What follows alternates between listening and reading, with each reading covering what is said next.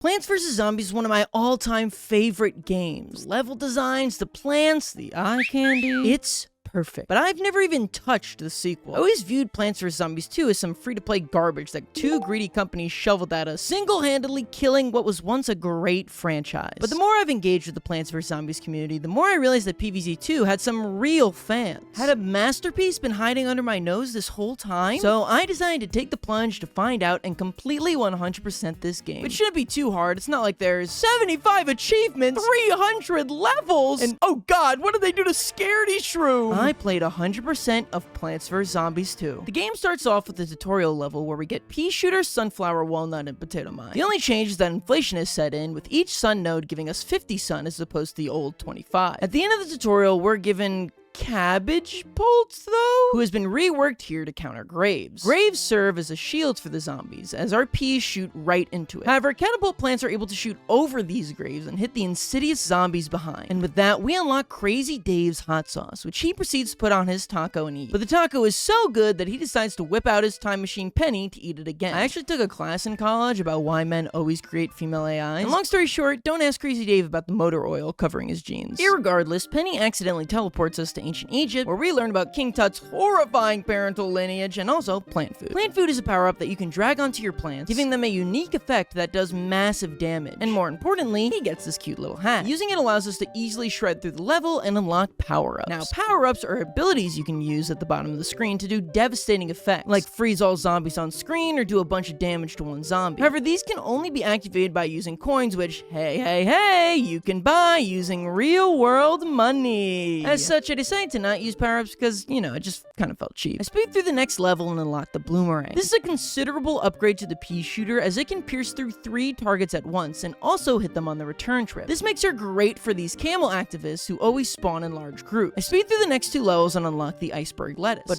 first, it's time for a conveyor belt level. Wait, didn't we just do one of these on Egypt Day 4? Weird. Anyway, this level has the camel activists spawn in huge groups, but by just throwing some plant food on our bloomerangs, we can handle them pretty easily. But just when I think we're out of the woods...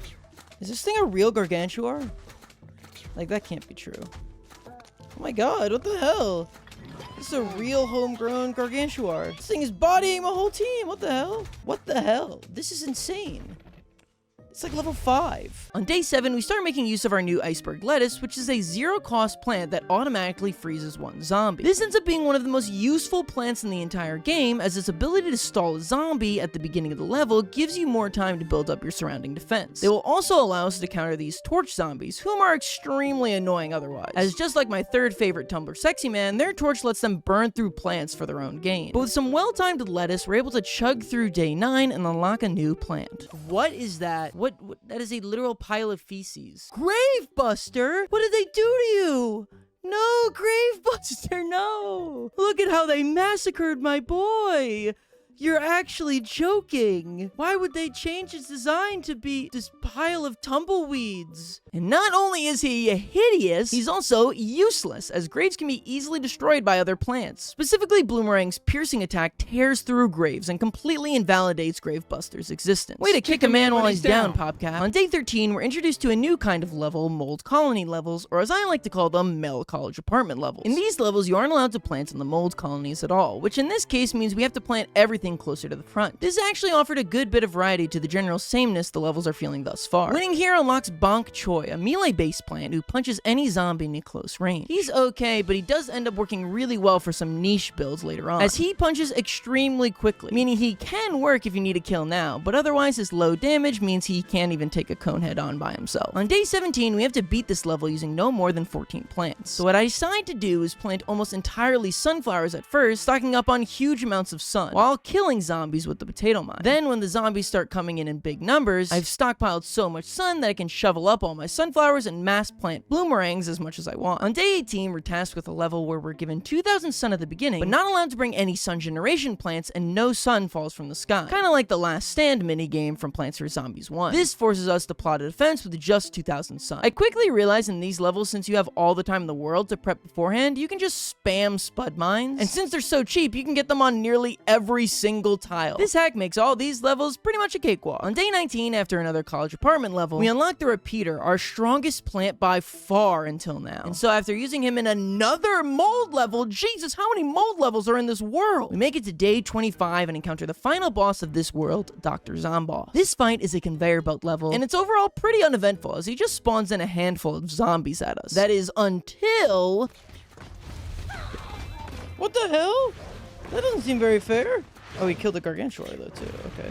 Despite Dr. Zomboss' seemingly unfair attacks, we're able to complete this level and unlock the key for the next world, Pirate Seas. The gimmick of this world is that on each level, there'll be gaps in the planks where you'll be completely unable to plant, but also zombies cannot get to. But you can't get too comfortable there, as these rope-swinging pirates will occasionally try and cross that gap. Having a close-range plant like Bonk Choy will generally help against those. And with the first level completed, we unlock the Kernel Pult. In the next level, I decided to bring a plant I had neglected through our Egyptian plunder, the Twin Sunflower, who is no longer just an upgraded Twin Sunflower, but their own dang plant, and I for one am happy for them, despite twins generally giving me the creeps. For an increased upfront cost, the twins produce at twice the rate of the normal sunflower, making them far superior. So I'll have to say goodbye to my original celebrity crush for now. We continue speeding on through the world until we unlock the Snapdragon on day 4. Snapdragon is a plant that spews close-range fire that pierces and fires across 3 lanes. He's not good on every level, but on certain ones like day 5, where all zombies have to cross these planks, he makes things leagues easier. Definitely one of my favorite plants so far. On day 7, though, disaster strikes. You see, there are these seagull zombies that are able to just fly over every single plant in their way. Despite that, I guess for some reason, I thought that a spud mine would still kill it, so he flies right over it, leading to my first ever loss. I realize here that despite being over 30 levels in, we haven't even received a single insta-kill plant. No cherry bomb, no jalapeno, nothing. I guess that's what the power-ups are for, but since I'm not using those, I don't really have any protection against last-minute zombies who happen to sneak through my defense. I replay the level, making sure to throw a repeater on every single lane and easily clear it. Things don't slow down, as on day 8, we have to do the conveyor belt level with 0 lawnmowers. Now, throughout day 8, I have several close calls, but can ward them off by using plant food. But at the end of the level, they send 2 massive gargantuars. My sea of snapdragons weaken them as they throw their imps, who just chomp right through the rest of my defense and manage to get past. And in a moment of weakness, I break my own moral code. I use my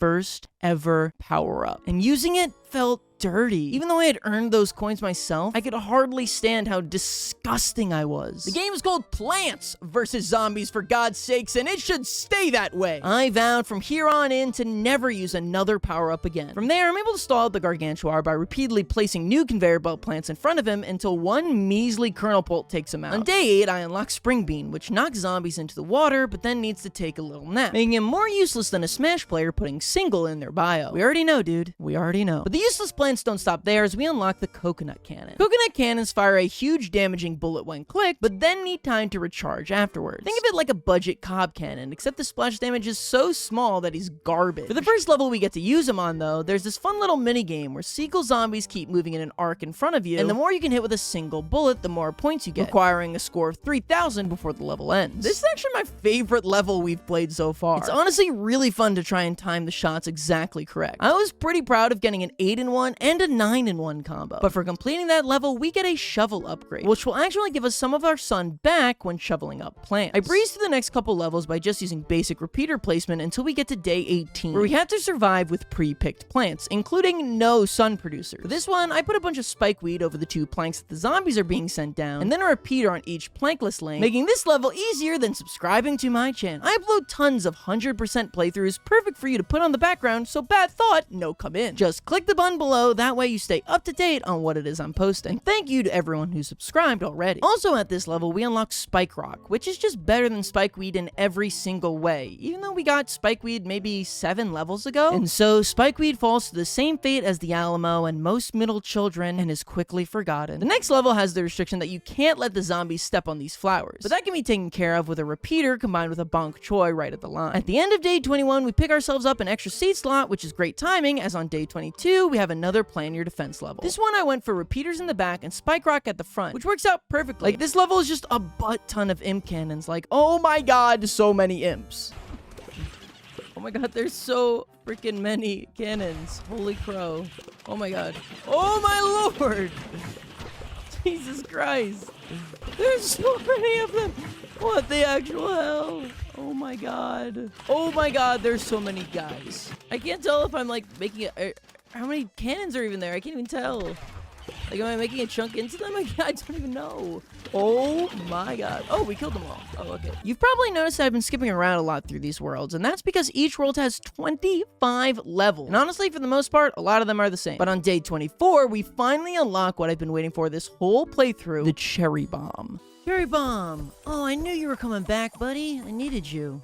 Oh my god, I really needed a cherry bombs. With that, we're on to the boss of this world, Dr. Zomboss. Only this time, just like Thor in the MCU movies, he's got a sick new eye patch that'll immediately be retconned very soon after this. As for the level itself, it's pretty easy, as long as you save all your plant food. As whenever you see a Gargantuar, you'll need to use Coconut Cannon's plant food ability, which automatically pushes anything it hits way further back down the lane. With that all done, it's time to move on to the Wild West. The central mechanic of this world are these little mine carts that allow you to move the plant on it to different lanes. Oh, that's kind of cool. I kind of like that. By just planting a repeater on one, we can keep every single lane clear. It also makes plant food way more useful, as more often than not, the repeater will clear the lane in the very first few seconds, wasting the majority of his bullets. But now I can really maximize the value by moving him throughout each lane. Just like you can maximize the value of your dollar using today's sponsor, HelloFresh. If you're like me and never really learned much about cooking growing up, and jumping into the kitchen can feel really daunting, which is what makes a service like HelloFresh so amazing. All you do is choose the recipes, the delivery date, and boom, pre-portioned ingredients straight to your door. There's a reason HelloFresh is America's #1 meal kit, as it does all the shopping for you, making cooking an absolute breeze. Ever since I lived on my own, it's been so easy to eat unhealthy meals like ramen or fast food all the time. But HelloFresh has over 45 dinner options and even more market options that can suit a healthier lifestyle. They've got vegan boxes, pescatarian boxes, and even boxes specifically tailored for a more fit lifestyle. And when you use my code, you'll get free breakfast for life. Yes,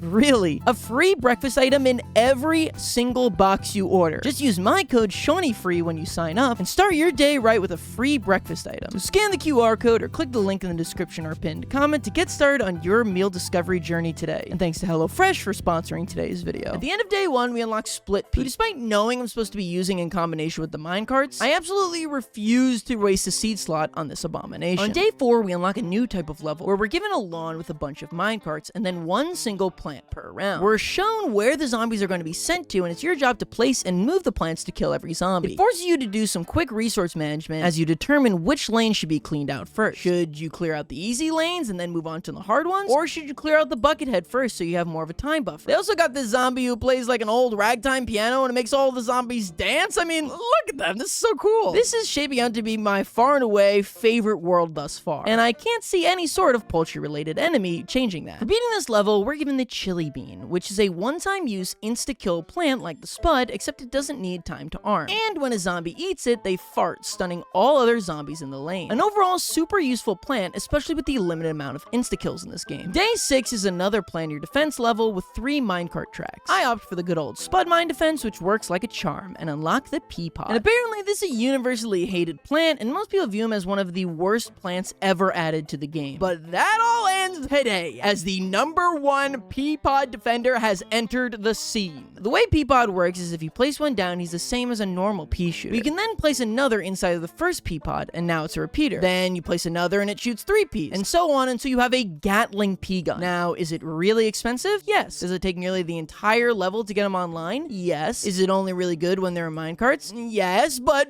I mean, look at him, man. He's adorable. By constantly moving the minecart into any difficult lane, me and my new best friend easily clap through this level, and for beating it, we get the same note posted outside the meetings of Zuko and Katara shippers. Razor outlawed around here, what? The next day is a conveyor belt level with no lawnmowers, and all we're given is pea pods. But what else would we even need besides the legend that is pea pod?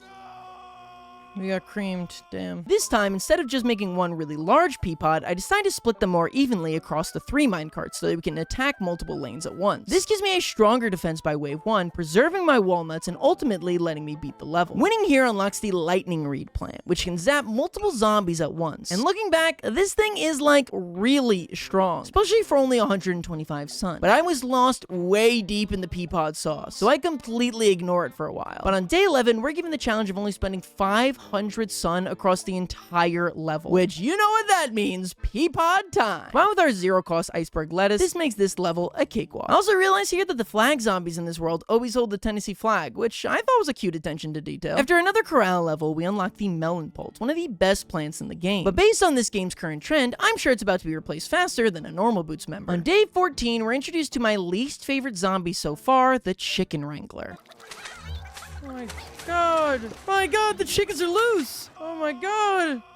I try again, this time using the lightning reed, as its chain attack counters the extremely low health but mass number of the chickens. But despite that, they're still able to completely overwhelm me. I try a third time, this time making a small change that most of you probably wanted to make since this video started. I start placing my sunflowers on the back line. This helps, as any chickens who manage to sneak through now have to eat my sunflowers first. Give me some time to react using something like chili bean or a cherry bomb. With this small change, I finally clear through this level. Day 17 has us do another plan your defense, only giving us a measly 1500 sun. For this one, I try and fail with a couple different builds, but ultimately land on one with lightning reeds and 3 Peters, where we just ever so barely squeeze out the fight. Jesus Christ, that was crazy. Why was that so hard? I got my behind beat. Oh, tall nut. I don't know. Why do you look like a piece of stool? We breeze through a couple more easy levels before unlocking, as predicted, Wintermelon. And get used to seeing this guy's face, as I'm going to be using him in nearly every single level going forward, as he is absurdly strong. And with that, it's on to the Zomboss fight, which should be a breeze, as they give us tons of Wintermelons. And oh my god, why are there so many Gargantuars? But despite that, we're able to win on the first attempt and head on down to the ice world Frostbite Caverns. Look at the lawnmowers. That's really cute. What the heck? But don't let the scrap mowers fool you, this world is not the best. And it all starts with its central mechanic, freezing. You see, over the course of each level in this world, plants will freeze, like this walnut right here. While frozen, this plant doesn't do anything. And just like a petitioner on the street, they're gonna be walked right past without even noticing them. Wait, what? They just went around the...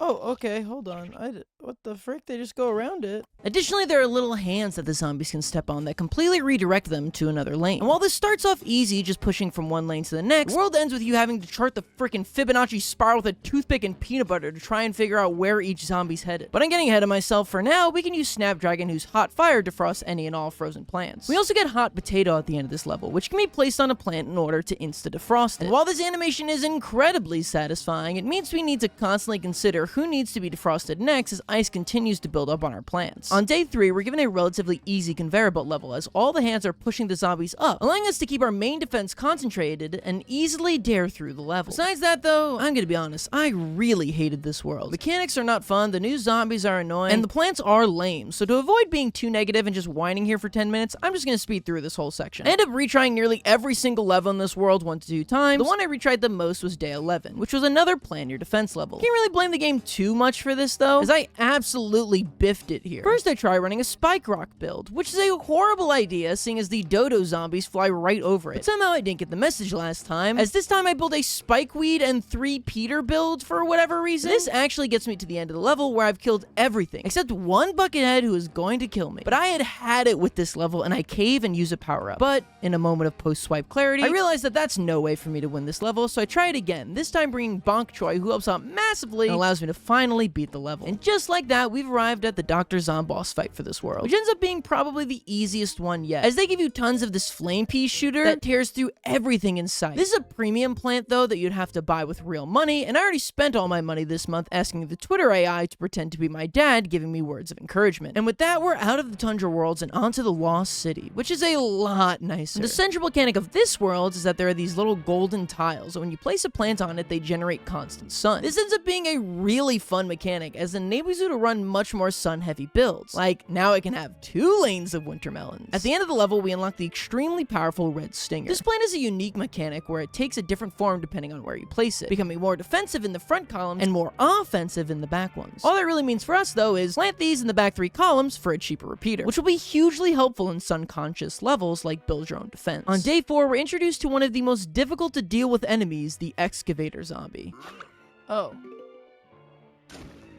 Oh. Not only do they not have to waste any time chewing zombies, but their shovel also acts as a shield from any projectiles, forcing you to use catapult plants to hit them. In combination with the umbrella zombie introduced on day 7, who's completely immune to catapult attacks, it means we're gonna have to get pretty creative with our builds here, is what I think the PvZ2 devs were hoping I'd say here. But unfortunately for them, they decided to give us Wintermelon, whose splash damage and freezing power means it doesn't matter what they send down the lane, they all fall down the same. On day 8, we're given a select group of plants, which means no sunflowers here. Luckily, here we can see the raw strength of Red Stinger and easily blast through the level. On day 9, we're introduced to the Durian, who's basically a walnut but does contact damage. We continue Wintermeloning our way through each level until day 17, where a new type of zombie, the Imp Porter, is introduced.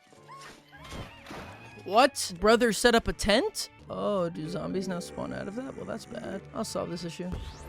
Yes, these little traveling salesmen will set up a tent that repeatedly spawns zombies. It's really important to try and handle these early, as otherwise, due to the tent's high HP, it can quickly overrun your entire lane with zombies. On day 19, we're introduced to a new plant, Stalia, which is basically a better version of iceberg lettuce, as you can place it for free and it slows any zombies who sniffs its pheromones in a 3x3 radius. Really useful plant, especially in the early game, as it gives you more time to accumulate sun and build your defense. But that only helps us so much against this level, with the main problem being these dragonfly zombies who can't be hit by insta-kill Spud or chili beans. After losing, I try it again. Throwing down a cheap 3-peater allows me to tear through the defenseless dragonflies while I build up my snowy defense. On day 22, though, we're introduced to a completely new obstacle, booby traps. What the hell am I looking at? If you put this on this...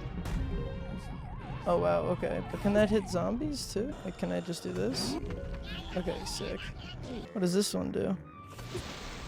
Oh my god, it burnt up all my sun producers. Oh wow, okay, that was bad. This level has them sending huge waves of zombies you could never take down on your own, like these swarms of bucketheads, so you have to time these boulders just right to knock them down. And on day 28, I learned that not only does planting on these traps trigger them, but also if a zombie steps foot on one. This ends up making these more of a hazard than a blessing, as the constant falling boulders mean you can't really build past these first 3 rows. Thankfully, as long as you stay aware of the dragonfly zombies, they're pretty easy to deal with. But the same cannot be said for day 30, as just like when my girlfriend kept our lemon pig midway into February, the mold has massively spread. This time preventing us from planting on the back 3 lanes. Due to our limited space, I try to go with a close ranged build, bringing Snapdragon, Endurian, and Spike Rock. However, this goes south fast once they send even one single excavator down a lane. I tried this build a couple more times, but to no avail. And if you're wondering why I'm so insistent on a physical based build, it's because of these rope swinging zombies that start out midway through the lane, so no real projectile plant is fast enough. I finally have a pretty decent run going until a brand new type of zombie is introduced.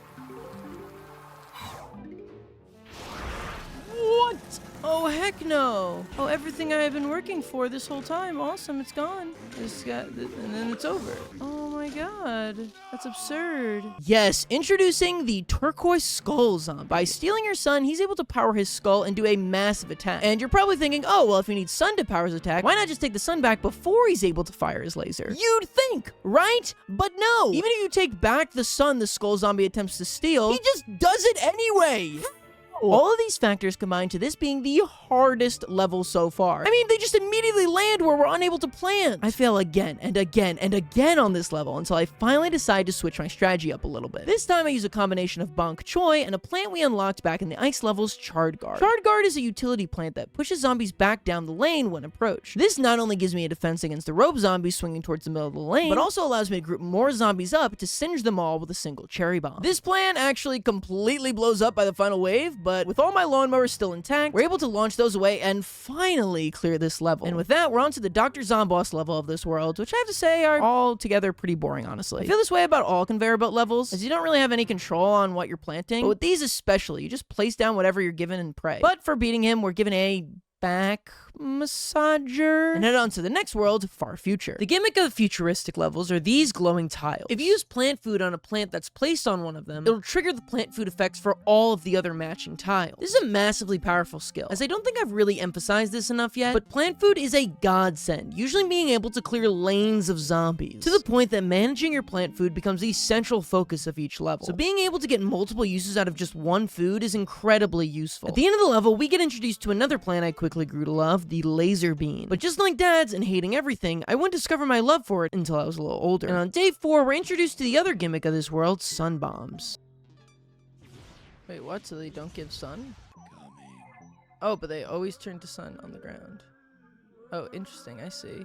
Now, while that sounds cool, the sun bombs do very little damage. And why would you ever trade sun for that when you could just, collect it as sun and then plant yourself a spud mine? This level also introduces the hovercraft zombie thing, who puts up a shield preventing all projectiles from coming through. But luckily, our laser beam can shoot right through that. And while his damage is not the best, he's got a projectile with infinite pierce that can hit everything in the lane, making him great for weakening lanes, and then allowing a stronger plant to come in and finish the job. Not to mention his plant food ability looks sick. But with every blessing, there must be a curse curse, and the next plant we receive, Citron, is absolutely wet dog dookie. He just sits in the back, charging his vape until he finally unleashes a shot that just does okay damage. I'm forced to use him in combination with Laser Beam in this level, and 2 of these cone mechs set down the wrong lane has me lose before the very first wave. On my 3rd attempt, instead of trying to evenly split my resources, I decide to make my bottom lanes for lasers and my top lanes for snapdragons, and compensate for their weaker damage by placing all my walnuts up there. After that, we unlock EMP, who disables any and all mechs for a brief period of time, which is good because the sheer amount of gigantic health mechs they've been throwing down at us is absurd. But on day 14, we're introduced to Far Future's version of Gargantuars, and even though they were, you know, already the best zombie in the game, they thought it would be fun to give these guys a little extra spice, as this behemoth can fire a laser that insta-kills a plant. It's for that reason that I switched to cheaper plant builds for a lot of this world, as losing a 150 sun red stinger is a lot better than losing your only winter melon. Eventually, we unlock what I've been doing at your mom's house,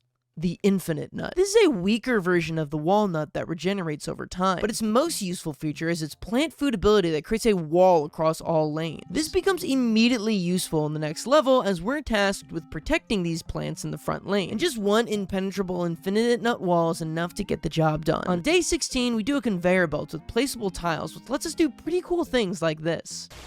Boom. Goodbye, deleted. But all that fun stops on day 17 when we're introduced to magnifying glass. Now, this has got to be the worst plant ever introduced into any PvZ game. In fact, it might be the worst unit introduced into any tower defense game ever. Whoa, Shawnee, you're being pretty harsh. Surely it's not that bad. You're wrong. You're just wrong. Magnifying grass emerges from the 7th circle of hell as a plant that you can use sun to fire with. That's right. Every single projectile this fires costs 50 sun. Why? Who would use that? Think about it. To kill one single bucket head, you need to use 200 sun. That's for every single zombie you just happened to fish a bucket out of your dad's shed. Why would you ever use this? Think about all the sun you'd save by just setting up a red stinger or a repeater or a freaking spikeweed. It's the Yosuke Hanamura of the Plants vs Zombies franchise. This has got to be the worst plant in this entire game. Oh, don't worry, we're getting to you later. On day 20, we're reunited with a familiar face, though. Survive and protect the endangered plants. Starfruit! I don't mind his redesign. It's kind of cute. Actually, I hate it. Quick change of heart on that. For this level, we whip out Chard Guard once again to keep our Starfruit safe and let our red stingers handle the rest. Day 22 is another planar defense level, but my invaluable strategy of just placing a winter melon on every lane won't work this time, since we're only given 2200 sun. So I do what any rational human being would do here. I place 4 winter melons and then 1 walnut with spikeweed. Yeah, I should have expected that. I try out all these other crazy complex builds to get this to work, like Reg Stinger plus Infinite Nut, Magnifying Grass plus Spike Rock, Citron plus 3 Peter, Melon Bolt plus Chard Guard plus Infinite Nut. But after all these crazy complex thought out builds, you know what ends up working? Just 2 rows of beans. That's all I ever needed. With that, we head on to the Dr. Zomboss fight of this world, which is by far the easiest one yet. We're given a bunch of placeable tiles, so we can just rip right through it. Now, the next world is the Dark Ages, and this is the equivalent to the night levels in the original Plants vs Zombies. So no sun falls from the sky. I also realized that I had been gaslit by what I thought would be the best plant in the game, the tile turnip. The item description said that this plant lets you place a tile anywhere on the map, and it costs 0 sun? Seems broken, right? What? I thought this cost 0. Yes, just like the roulette dealer said to me before I lost my entire life savings, the first one is free. Every tile after that costs increasingly absurd amounts of sun. But don't worry, tile turnip defenders, of which I imagine there are hordes of. We find one obscure use case for him at the end of this video. Irregardless, Sunshroom has been reworked as it now has 3 stages of growth, and at the final one, it gives sun nodes that are worth 75 sun each. And while Sunshroom was buffed, the same cannot be said for the former king of the night level, Puffshroom. Now he's on a timer and will disappear after a couple seconds of shooting. Oh, how the mighty have fallen. We traverse through the world until coming across another plan near defense level.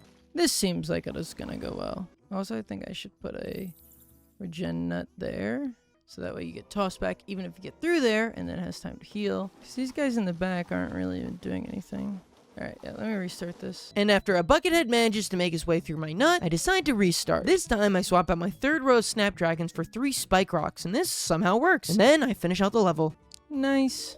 Plant food save the day. Zombies that eat it drop sun when damaged. That seems genuinely horrible. Why would anybody in their right mind use that? But Night 11 introduces the worst zombie in the entire game, the holy grail of ruining levels, the kingpin of annoying. Straight from the depths of hell is the blood-boiling wizard zombie.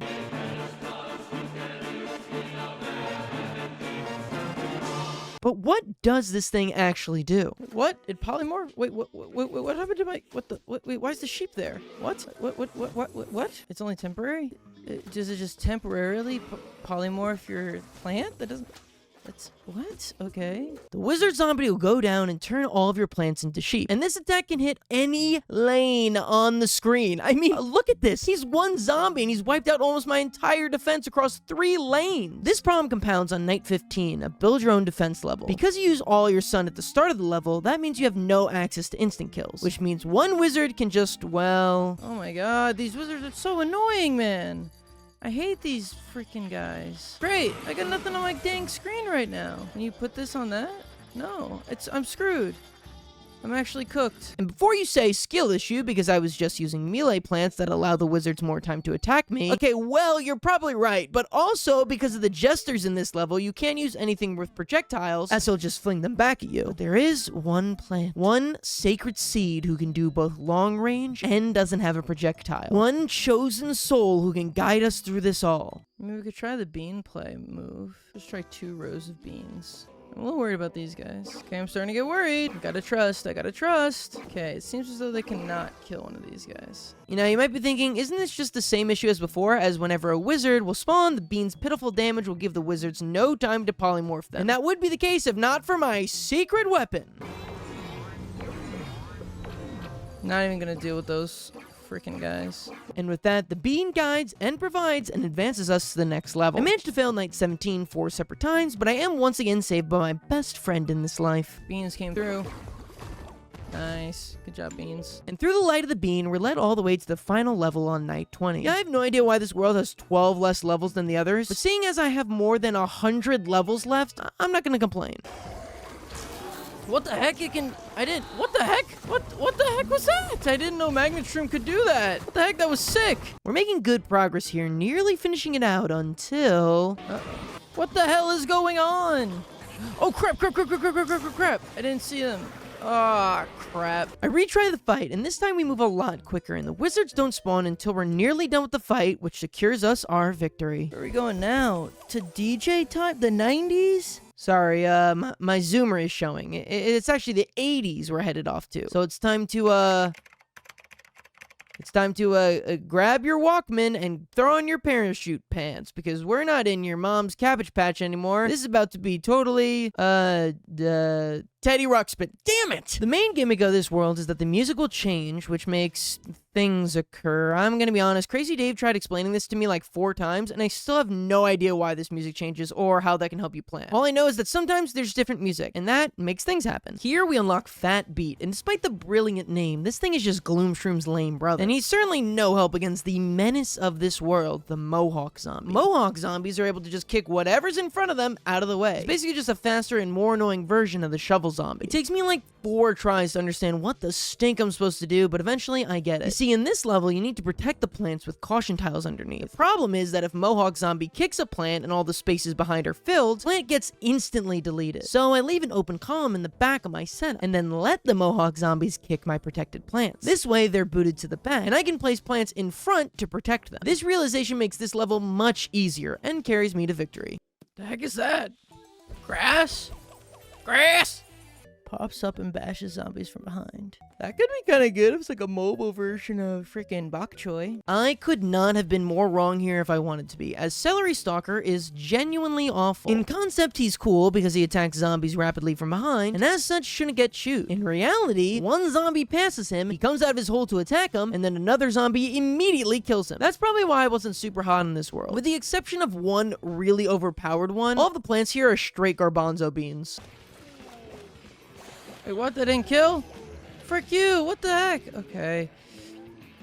What the heck? You suck, Blade of Grass. You actually suck balls. I thought you were actually goated, but it turns out you were not. It turns out you were totally unskibbity. I struggle with this level a ton due to all the Mohawk zombies until I make a shocking revelation. Wait, what? It kills them instantly? Oh my god, Magnet Shroom broken. Yeah, I guess because of all the piercings in their head, Magnet Shroom just like insta-kills Mohawk Zombie, and that's actually just, like, really funny. I love that. But as I progress, I begin to realize that this world is where the game's difficulty goes from occasionally frustrating to I'm going to throw my phone into the sun. I feel like I have no time to set up. Like, I barely got some of these guys up. Oh my god, this is ridiculous. Look how many of these freaking things there are. What the frick is going on, man? This is... what's going on? I can't even comprehend what I'm looking at. There's a million things happening. These guys are over here. These guys... he's been kicked. This is happening over here. I hate these kick zombies. They're so annoying. This is just nonsense. It just seemed like things were happening and I was like... Sometimes it doesn't even feel like the strategy. You're just like, go, go, go. Send zombies back to where they started? But things are about to get a little easier as we get our second and final insta-kill plan, sorta. When used, Time Warp sends every zombie on screen back to the beginning of the lane. And if that sounds absurdly broken, that's because it is. In fact, this plan used to be so broken they could only use it in this specific world. Wait, why didn't it work on this guy? Are you joking? I was being so greedy. Oh my god. Are you freaking kidding me, man? Oh my god, why didn't it work on that guy? I banged through a couple more levels, including another plan your defense, and with the sun requirements getting lower and lower on those, I opt for a red stinger plus magnet shroom strategy, and that works like a charm. The only levels that take a long time in this middle section are the ones where they choose the plants for you. Because for some reason, the PopCap developers just really want you to use Celery Stalker. Like, somebody on the team must be married to a stick of celery, or have stock in freaking Buffalo Wild Wings, because this guy's in every single level. On day 15, we're tasked with protecting these 5 fat beats, and we're introduced to a new deadly enemy, the microphone zombie. Oh my god. He could just do that. I hate that. Well, he just do that. I hate you. Yeah, the range on the mic zombies is just absurd. Able to clear out a whole lane in just a couple seconds. But by switching back to good old reliable, we can clear through the level. The next day is equally as dangerous, though. Did that just insta-kill a Gargantuar?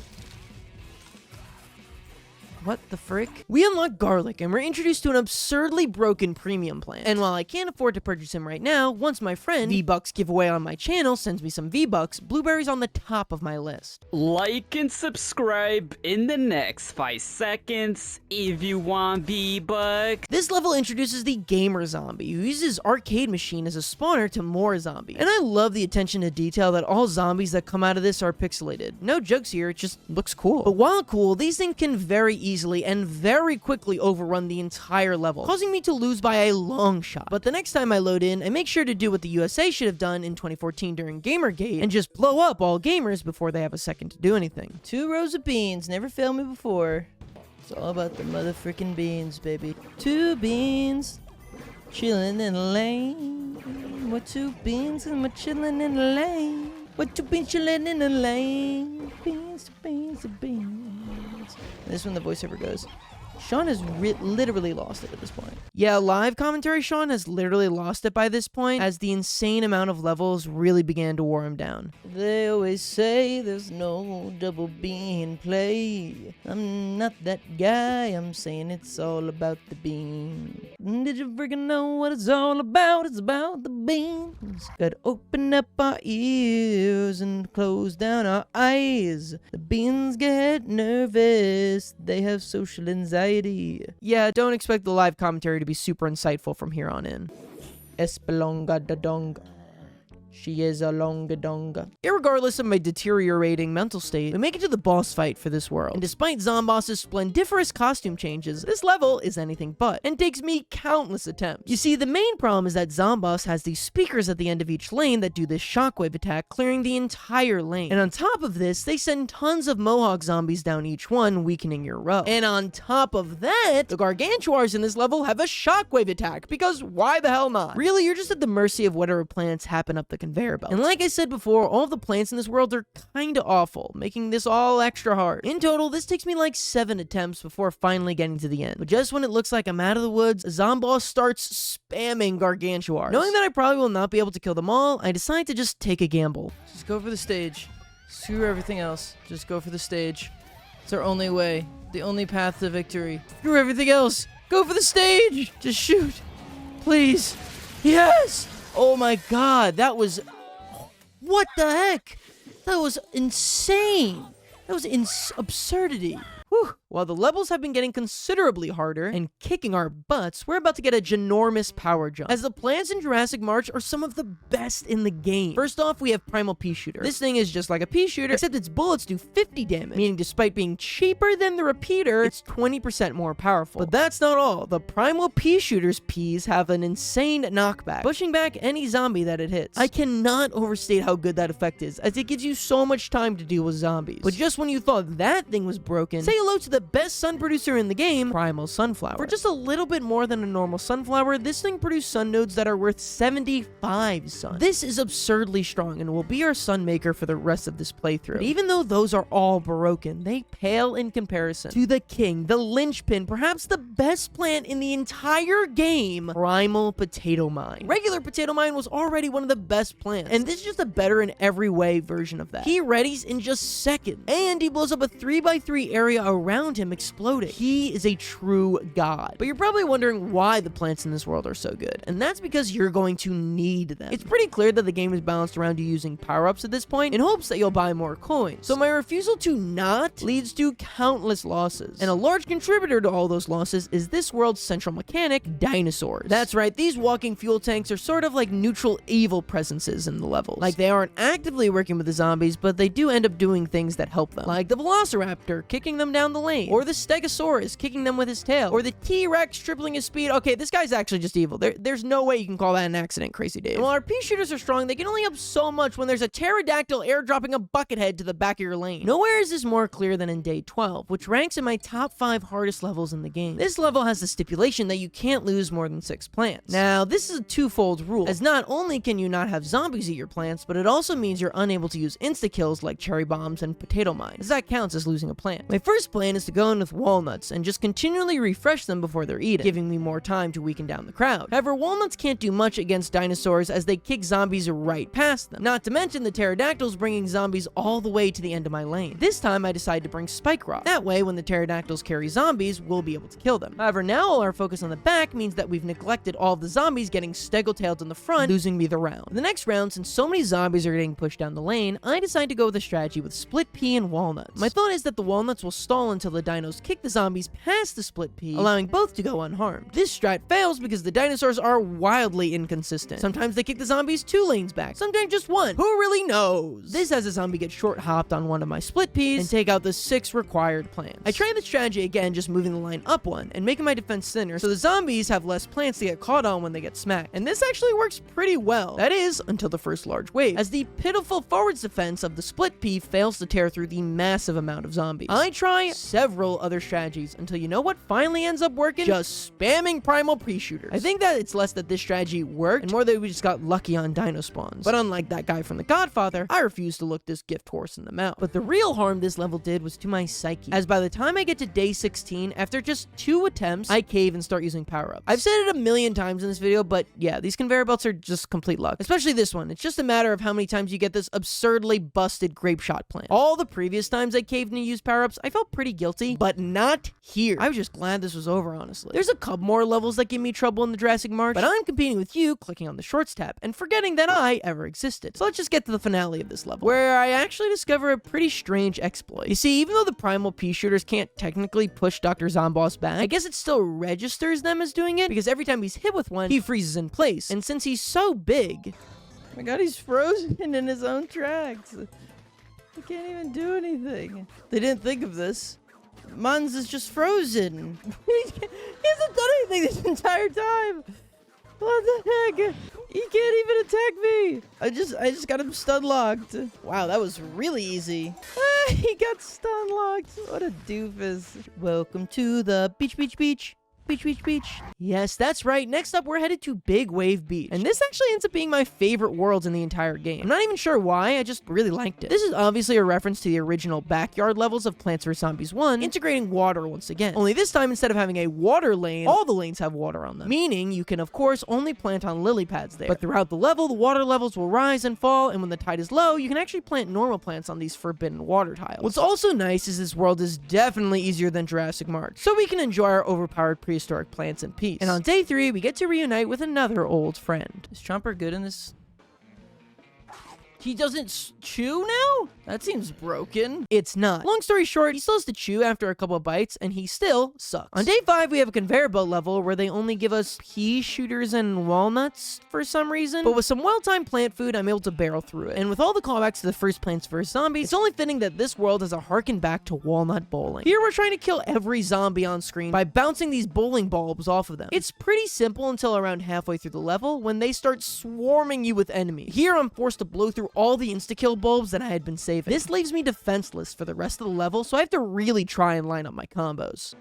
Boom, boom, boom, boom. Oh my god, that was freaking insane. What the heck is that? Oh my god, it's a fish gargantuar. I don't know what they're called. I had to use my lawnmower to take him down, but after that, I can progress on through the next level. But all that fun has to be contrasted, as on day 16, we encounter one of the top 3 hardest levels in this game. And of course, it's another conveyor belt level. And this one isn't even fair. I mean, just look at everything on screen right now, and then keep in mind, we've only been given 6 plants so far, and 3 of them are chomper. Also, midway through the level, they start throwing gargantuars at us. But with only 4 bowling bulbs to take him on, we lose the level. And after about 30 minutes of attempt, I just give up and use power-ups again. The rest of the level continues to be extremely pleasant though, and we even get introduced to the adorable Guacadile who both shoots and does a lane clear when eaten. I also unlock the banana launcher who allows us to shoot an explosive anywhere we want on screen. But you know I said the wizard zombie was my least favorite before? Well, I lied, as my real least favorite premieres here in the octo zombie. What octo zombie does is throw little squids onto plants, trapping them until you kill them. Is that sounding familiar? Well, it should, because that's exactly the same as the wizard zombies effect. Only difference is that this stupid cephalopod has even further range. This combined with the fisherman zombie who can hook your plants closer into the water is an absolutely deadly combo. Banana launchers are a great fix to this though, as the second you see one of them spawn, boom, you can take them out immediately. And with that, after a close fight with Dr. Zomboss, we're headed on to the last world of the game, Modern Day. Modern's Day gimmick is that it's the culmination of all the other worlds, bringing any kind of zombie from any of the previous worlds. These little time portals even open up and they spew zombies from a specific era, which can be tough as they're basically mainlining zombies directly to your defense. Since there's no one specific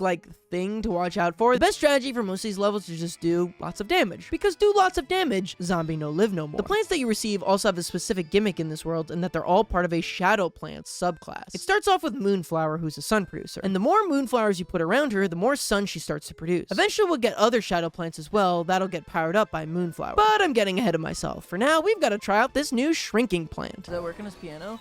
No, he's got a very tiny piano. This is so embarrassing. Oh, the music even gets faster. That's cute. I continue tearing through each level with my prehistoric build until I unlock my second shadow plant, Nightshade, who I decide to try in the very next level. Plant doesn't seem very good. Oh my god, this plant seems awful. What the heck? He couldn't even take out a cone head. Does it pierce? Why is this plant being introduced in the last level? What's good about it? I mean, it's cheap, I guess? I don't even know. This plant seems terrible. After a confused victory, we get to day 6 where, oh my god, the wizards are back. Luckily though, prehistoric pea shooter's knockback attack limits his range, so I'm able to handle him much more easily, making this level an absolute okay, and they've turned everything on my screen to sheep. I tried the level again with wintermelons this time, and which seemed to keep the old bags away, letting me move on. And with that completed, I'm glad we won't ever have to, oh great, octo zombies here now. But on day 8, we've got a much better surprise waiting for us. Creative play. Oh, is this gonna be Bejeweled? Oh, wow. It's like Bezooled. What is it called? The brain. Here, we've got to slide plants around to make 3 of a kind. You know, it's just Candy Crush with plants, okay? As a kid, I absolutely despised this minigame, as I was a literal moron, so I just clicked random plants around until I won. But now that I'm 100 years old, I actually really love the change of pace. It was extremely fun. They even added this feature that if you make 4 of a kind, you get to activate the plant's plant food ability. I saved all of my sun for the flame pea shooter, as it's probably the best plant there, and also has the added benefit of turning the pea shooters red, making it stand out more from the other 2 green plants. That way I can get matches more easily. I actually do start losing a lot of ground though, as they send Buckethead after Buckethead after me, before unlocking Cold Snapdragons, which gives me way more time to think. In terms of strategy, I don't know, man. Just look for pairs and then match them. What is this, Coco Melon? I'm not gonna explain this to you. On day 10, we unlock Shadow Shroom, another shadow plant who is terrible. Before, oh, another Bejeweled?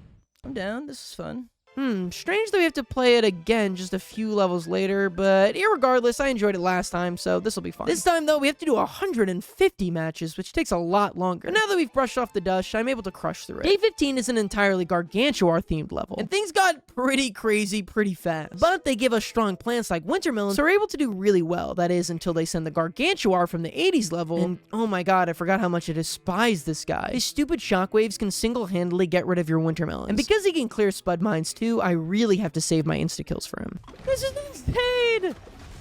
This This one was actually pretty fun. Pea shooter! Where's my freaking cherry grapes? Whatever those things are called. Oh my god, we did it. See, that was a fun conveyor belt level. I liked that one. On day 17, we unlock our first good shadow plant in Lobber. While Lobber doesn't have the most amazing damage, when powered up, she can fire across 3 lanes, and her attacks do splash damage to zombies nearby. Combined with her cheap sun cost, she is the sole piece that makes a shadow plant builds in any way viable. So I decided to try them out for the rest of the world. On day 18, I have a pretty awkward experience where a mechanical bull riding imp jumps right over our lawnmower, so I decided to use some plant food to kill him. Oh, what? Oh, I got bamboozled! Hit. Oh, I've been so bamboozled. Oh, I was so bamboozled. That's fair. You know, that's fair. Sometimes you get bamboozled like that. After that, a third Begooled level. Okay, I mean, there's still a nice change of pace, at least. Day 25 is an interesting level as well. It's a conveyor belt, but we're only given this carrot plant that brings other plants back to life. So we have to pick from this pre-planted selection on which plants we should bring back. I end up struggling with this level just a little bit. What? He's already... I didn't even get to... It's done! How could it be done? How could it be done? I didn't even do anything. What? It missed him? Come on! What the heck? This is so annoying.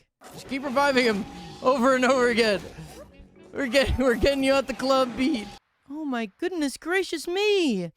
I'm about to have a conniption. After around 30 minutes of attempt, I finally settle on a strategy of reviving the kernel pulse first. This will give us good, consistent damage onto most of the zombies. Then we can flex the plan as necessary to finish off the remaining strong ones. This goes much better, and combined with the less football zombie spawns, wins us the level. And after that, it's okay, a 4th Begooled level? Dude, that's enough. As much as I enjoy Begooled, these levels all have been exactly the same. I don't know why they didn't add like Begooled Twist, or give you different plants, or I don't know, just added any variation at all. We blast through it and the rest of the world pretty easily before encountering modern day 30, the hardest level in the entire game. And it's not close. All the other levels I struggled with didn't even take half as long as this one. You see, day 30 has this rule that you can't let any of the zombies step on these flowers. But do you notice anything about these flowers? Yeah, they're only 3 lanes in. Trying to prevent a single zombie from even stepping on this column is nearly impossible. First, I tried using Wintermelon, as I figured putting him on the minecart would allow me to decimate every lane. Unfortunately, Wintermelon can't even come close to stopping Football Zombie, who tramples right onto our garden. So after that, I tried reviving an old friend in Peapon, and while I'm able to temporarily stall one football, this lets another zombie get over the line. So I figure I should try pushing the zombies back to give me more time to react. So this time I bring Prehistoric Pea Shooter. Only problem with that is that there are newspaper zombies on this level, and once they lose their paper, it doesn't matter how many times you try and shoot them back, they will reach the line. To counter that, I start bringing Walnut, with Bonk Choi on the minecart to kill any zombies who dare reach the nut. This goes a lot better, but if you let one of your walnuts expire for even a second, lose the level.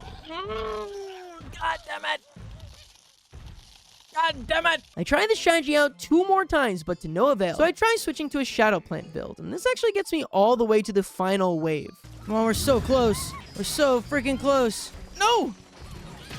Time warp! You go! Plant food. Cherry bomb. Killed. Oh, not killed. Okay, we need Lobber. Plant food. We don't have enough! No! Are you joking? It was right there!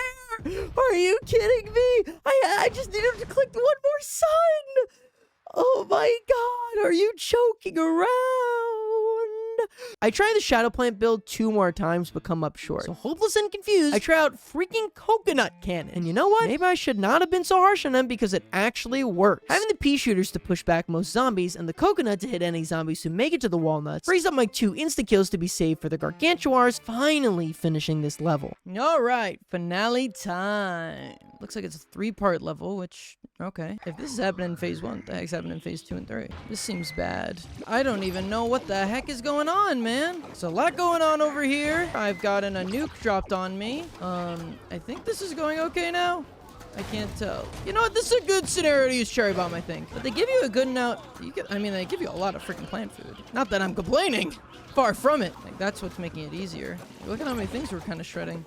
Okay, we're gonna have to drop a thing there. Nice! Oh, but wait, there's more!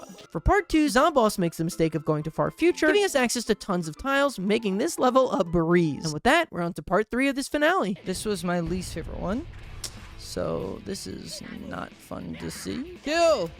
Oh my god! What the heck? That didn't last like 2 seconds! Wait, what? Why is it prehistoric now? Huh? Huh? Yeah, I guess if you lose to Zomboss, he just takes you to another world and fights you there, which is good because I lose to him a lot. Like, a lot. But eventually we get sent to the Tundra world and things are looking really good. Okay, it looks like we're gonna do it. Is this the last battle? I don't know what's going on anymore. I can't fully tell. Seems like things are going well. That's all I know. Yes! Are we done? Did we do it? Oh, that's it. We did it. And with that, Crazy Dave is reunited with his taco, and we finished the main story of Plants vs. Zombies 2. But we're not done. Oh no! Far from it. While completing the main campaign of PvZ2, we managed to get 53 out of 75 achievements. Some of these are just for completing the adventure mode, like complete Lost City, and others I just accidentally collected, like complete a future level without planting on any power tiles, or defeat 7 zombies with a single primal potato. But that still leaves 22 achievements left. I start off where a good chunk of these achievements lie. Vase Breaker mode. For the uncultured, Vase Breaker is a mode where you're given a bunch of vases, and breaking them open can either give you a zombie or a plant, with the goal to kill every zombie. There's 4 challenge packs for us to complete, each with 3 levels. We start off with the intro level 1, and this one's easy. All we gotta do is make sure the conehead zombies are being covered by 2 plants, and we're golden. In the second level, you start getting split peas, which are basically just repeaters that can never be eaten in this mode, making them really powerful. I actually lose here once just because my reaction time is too slow, but I pick it up in the second level. Third level introduces the boss phase, and this always holds a gargantuar. Since you know where he's gonna spawn though, you can make sure to just place 2 potato mines and a repeater to take care of the imp, and he should go down. And with that, we move on to the Egypt levels. The main thing I learned here is that I was way too used to PvZ1 Vase Breaker, where you can go really fast, breaking tons of vases. The PvZ2 version is way harder, and you need to be really patient and not opening up too many vases and getting overwhelmed. My impatience causes me to reset a lot of these upcoming levels. I mean, it's not even like this level's super hard. You're the one who controls the pace. I mean, shoot, the level's even called 1 at a time. But I still have to constantly reset due to my own impatience. I will say that this isn't all my fault, Copium, as the amount of plants you get in this mode is so small. And what'll happen is that a zombie you know you can't kill will spawn in your lane like a conehead. So you start rapidly opening up vases to try and find something to kill it. But because it's so much more likely that you open up a zombie vase as opposed to a plant vase, you end up getting overwhelmed and dying. Eventually, I do end up slowing down and moving on to the next level. And here I actually discover a pretty massive exploit. You see, you have these little power-ups at the bottom of your lane here that you can buy with coins. You're supposed to unlock each one by completing a different challenge pack, which is why only one of them has coins under it. However, for some reason, instead of being unusable, the locked power-ups not only could be used, but also charges 0 coins. Using this, I can use this an infinite amount of times to move all of the vases to a single row and clear the level out in like 5 seconds. But this kind of feels like a bit of a glitch, so I'm gonna try and do the rest of the levels legit. For the next level, all you have to do is make good use of walnuts and the spike cock you get, and you should be able to move on. Next, we have the Pirate Challenge Pack. This pack was much easier than the last one, with this one using a lot of 3-peaters and spikeweeds. 3-peaters is actually really good in this mode because its ability to cover so many lanes gives you better flexibility. Now finally, we have the Western Pack. Now I'm gonna be honest with you, viewer, I hated this level with a passion so fiery you'd think my name was William Afton. The fun gimmick of this level is that there are all these poncho zombies. These guys have a random chance to have the same health as a regular zombie or a bucket head, and it's a completely random chance. Not to mention the chicken zombie is back, who you need to have protection on 3 lanes to kill. The first 2 levels just take a couple of attempts, but the last one takes me 45 minutes, barely inching out a win at the end. With that all done, we've just got Vase Breaker Endless remaining, but I'm gonna come back to that later. For now, we've got some odds and ends achievements to collect. First off, we need to get High 5, which involves having 5 tall nuts and using plant food on all of them. For this, I just went to one of the first levels in the game and brought Tile Turn Up. Then I just plant down the 5 tiles and use 1 plant food. While I'm waiting for the sun to build up for that, I also get the Ragweed to Riches achievement, where you just have to place down 5 golden tiles using the gold leaf plant. I re-enter the level and let this raw zombie steal 5 of my sun for an achievement. I also attempt to get the Beat It achievement, which says you need to complete a level using only Fat Beat to defeat zombies. But for some reason, despite doing just that, I don't get it. Putting that off for later, I get the Fungus achievement for having 20 puff shrooms at the same time, and the Shadow Family achievement for completing a level with 20 shadow-powered plants. I saw someone on Reddit say that the Beat It achievement has to be done in an 80s level, which I try and it does not work. Eventually, I discovered that despite the wording of the achievement specifically saying using only Fat Beat to defeat zombies, it's just that you can't use any other plants at all. No sunflowers, no walnuts, nothing. I decided to do this then on the Last Stand level in Pirate's Cove. Since it's a plan your defense level, we won't need sunflowers and we can just plant all of our Fat Beats and pray. I also choose this level specifically because the only zombies here are imps, and Fat Beat's Pierce attack is great at dealing with them. Then we have to make 10 zombies smell another zombie's chili fart. So I place 2 garlics next to a walnut, allowing me to build up tons of zombies in 1 lane, and then at the end of the level, I just place a chili bean and boom, DIY Dutch oven. Now we've got a stretch of achievements that are all pretty much the same. Complete a level without a fisherman interacting with your plants, complete complete a level without a wizard polymorphing a single plant, complete a level without an all-star tackling your plants, and complete a level without a dinosaur interacting with any zombies. For all 4 of these, I just do the same thing and use the lightning power-up to just kill them whenever the zombie in question spawns. And for the dinosaur one, I just kill any zombies in their general area. With those done, we've just got 2 achievements left before the big one. First up is to have T-Rexes chomp 10 zombies in a single level. This one was surprisingly harder than I thought it was going to be. In order to trigger this, you need to use Perfume Shroom to brainwash the T-Rex and get them on your side. That part's pretty easy. The difficulty comes with getting 10 zombies. When the max T-Rexes you see in a level is so limited and they'll only eat 5 zombies each. At first I tried using garlic to get more zombies near the T-Rex, but that had pretty middling results. Your best bet is to just use walnuts and then use plant food to refresh your Perfume Shroom's cooldown. And for the penultimate achievement, we need to blow a whopping 30 jetpack zombies away with a single blower. Now this one really stumped me because jetpack zombies can fly over any plant, meaning I can't just use tall nuts to stall them for an entire level. But then I remembered there's actually one plant that blocks flying zombies, and that would be Plant Boosted Infinite Nut. Hey guys, so I just wanted to go get footage of the jetpack zombie flying over the tall nut to, like, you know, show on screen while I was explaining this all. And I'm realizing now that they absolutely do not fly over tall nuts, and that I was completely wrong on that. So I made this like 50 times harder on myself for no reason. To accomplish this, I used Tile Turnip to link 3 infinite nuts together. That way, there'd be 3 layers of protection, and then when they chewed through it, I could just use Time Warp to make them start at the beginning again. Now, I also need to make sure that only the jetpack zombies are chewing at the wall, otherwise it wouldn't even last a second. So I used Spike Rocks to handle the rest, as pea shooters would kill the jetpack zombies. It takes me a couple tries, but eventually I have an absurd amount of jetpacks, and I can blow them all away with one single blower. And now, it was on to the final achievement of the run. Get a streak of 30 in Vase Breaker Endless. And what I thought would be a joyous little romp through a super fun minigame ended up being far and away the hardest part of this entire run. No, no, no, no, no, no, no, no, no, no, what? No, he's dead! He please, no, no, no! Oh, come on! On average, a level of Plants vs Zombies 2 takes me around 5 minutes, so I thought this would maybe at most take me 2 hours.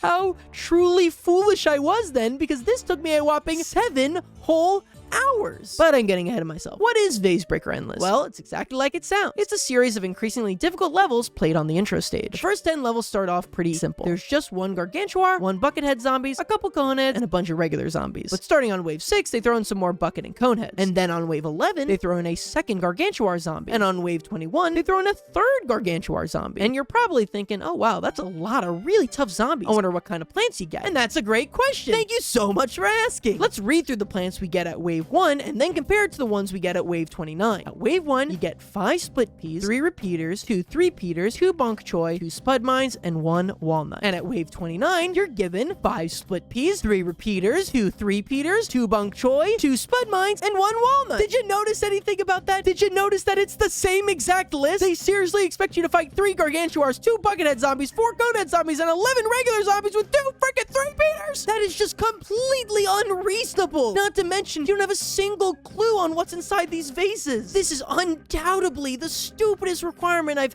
ever experienced across any game I've ever played on my channel. Worse than Fector's Challenge, worse than the stupid Power World Shadowbeat grind, worse than having to play Oxygen Not Included at all. The plants they give you are just not strong enough to deal with the threats. You'd think the Gargantuars would be the main problem here, but at least you can plan for them since you see their jars. The real problem are the Bucketheads, because they can't be handled by a single repeater or a bok choy. So you've got to put 2 plants in their row. Now this can become a huge issue if both your Gargantuars and both buckets are in different rows. You just spread your resources so thin, and it's really hard to use a spud mine on a Buckethead because by the time they've left their vase, your spud won't have enough time to arm itself. You get sun and plant food throughout your climb, and they carry over to the next level, and you better save as much of it as you can because once there starts being 3 Gargantuars, you are lucky if you only use 1 plant food a level. Sometimes, because of positioning, I'd have to use upwards of 3 or 4 in one level, which basically nukes your entire run. I think my saddest go at this was definitely when I got all the way up to round 28. Now keep in mind that because you have to be so patient in your runs, it took me 2.5 hours to get to this point. Due to 2 unlucky bucket spawns, I'm forced to use 2 plant food already in this level and a cherry bomb. And then it's onto my Gargantuars. In order to not leave myself defenseless in this next level, I try holding on to my plant food, but eventually I cave and use my 3rd. But just when I start to consider using my 4th,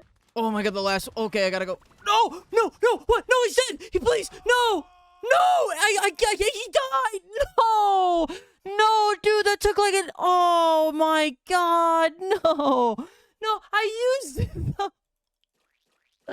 No, dude! Oh my god, this is so embarrassing. After around 5 hours of attempts, I decided to just start using the rest of my money and use as many power-ups as I need. This helps me a ton, and even though I end up getting less lucky than my last high score, I still make it all the way to wave 28. Crap. Crap. No. No. Oh god, dang it. No. Oh. God dang it. This is so hard. That was devastating. Because not only had I now failed, I also burned nearly all of my remaining money. Meaning it would be even harder to get to wave 30. But I was determined that no matter what, I would beat this game. By the time I got back to wave 22, I had just 640 coins left. And on wave 23, I'm forced to use my last 2 plant food to clear it. If things came crumbling down here without any coins, I may never be able to get back here. But on level 24, I get extremely lucky as my bucket head just so happens to be in the same lane as my gargantuar. And my 3 gargantuars are so close together, I can weaken them all with a single cherry bomb. But despite that, the 2 gargantuars still won't go down. So with no plant food and my cherry bomb on recharge, I use my last 300 coins. I got no coins left. Please, no, I can't lose like this. Please, we're so close. Okay. Got no coins left. I need to get plant food back. I only have 4 more cherry bombs as of right now. By the time I had made it to level 28, I had just 1 cherry bomb and 1 plant food left. Yes. Oh, the 2 buckets are in the same lane. Oh, that's so freaking nice. Freaking frack. Oh, crap. Okay. Nice. Okay. So should we do them all at the same time? Probably, yeah. And then just cherry bomb. Okay, that one's done. Nice. New record. We have 29. Okay. We gotta just take this slow, and then I think we got it. We got the cone head here. Boom. The problem is we got these 3 gargantuars in a thing. But I guess it's not a huge problem. I can cherry bomb, but I kind of want to save my cherry bomb. But I think the huge thing is just taking it all so slow. I'm gonna want to put my guy here, my repeater here, so I'm gonna put that there. Gonna put a repeater here. Okay. Just don't be anything worse than a regular zombie. That's okay. I don't feel bad about using a spud on a bucket. Uh-oh. Uh-oh. I don't even think that's gonna help. Crap. Okay. Dang it, I really did not want to use a cherry on a single bucket. That sucked. That really sucked. Okay. But we can bring it back. And this lane's completely unprotected, might I add. I'm gonna further protect this lane and hope to find a puncher. You know what? It doesn't even matter if I find a puncher. I need a repeater on this lane anyway. Okay, that one's down. And then let's launch these guys at the same time so we can... Oh, shoot. We don't even have cherry bomb if we need. Okay, but we can do this if we need it. Oh, shoot. I see. I should have put this back now. Okay, it's okay. It's okay. I think we'll still be okay. Okay, so they're about halfway. Yeah, I think we're fine. I think we're fine. I think we're really fine. Okay, nice. Whew, going in with 2 plant food to the final level is really good. That feels really good. What the hell's going on? Okay, you gotta kill. Oh my god, sorry, I got nervous. I know that was a waste of plant food, but... Bro, if it was over right... Okay, crap. Yeah, I should have done that. I panicked. I definitely panicked there. It's the last level, man. I'm panicking. I'm stressed. That's not good. That bet is okay. That was the only way to save that. That's good now. Now we can just... We don't need anything in that row. Of course. Oh, there they are. This is bad. This is really bad. Because we're about to lose our spud. I think you put the tree Peter up here is the correct play. Okay, I'm gonna get these guys in sync. So we can cherry bomb if we need.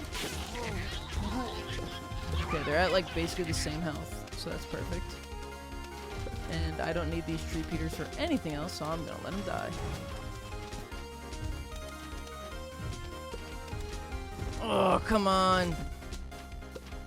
Nice! Okay. Got to save my son.